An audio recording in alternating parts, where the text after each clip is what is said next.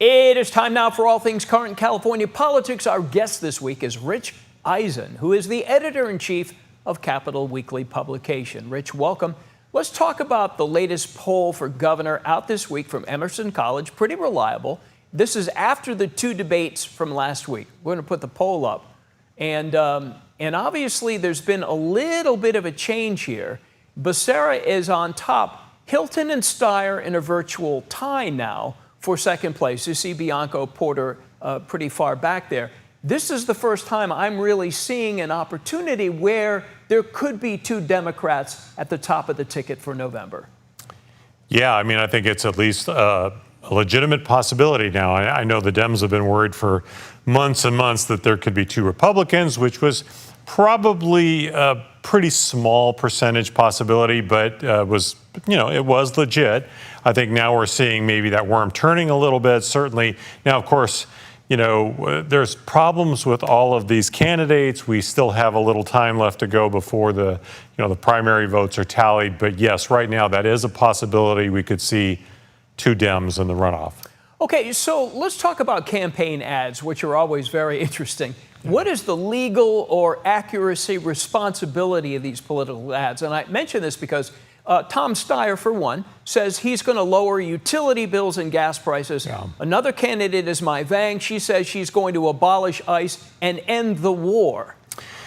Yeah, I think these are the rules and the laws of common sense. I mean, look, if any single member of Congress could do anything on their own, they would do that. I remember Scott Jones years ago was running for Congress saying the same thing. He was going to be killing the terrorists. Well, that's silly. These things, are really emotional appeals to people, and no single member of Congress can do most of the things. And I've asked Tom Steyer directly about the thing with the utilities.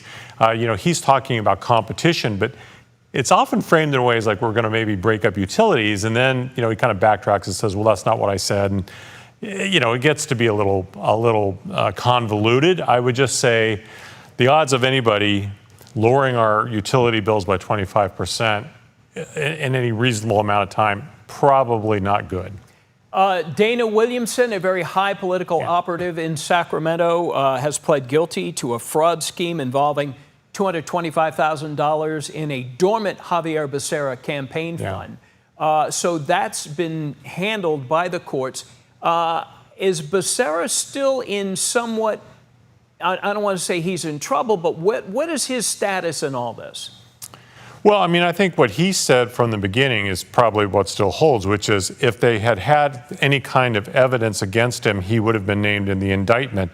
He was not, and there does not seem to be any indication that he would be in the future. Now, what we do know is that, yes, his chief of staff, presented this to him. He did know the money was coming out. He was told it was to manage a dormant account. He says he only learned later that it was a no-work job and that all this stuff was going on. And so, that has not stopped any of the other candidates from hammering on him over it, particularly Tom Steyer. We will see what the public feels about it. I mean, this is really getting in the weeds of stuff, and I think a lot of voters don't tend to want to get into the weeds, so I'm doubtful it will actually have that much of an impact, to be honest with you. Rich Eisen, Capital Weekly. Rich, thank you as always for your input on all things politics.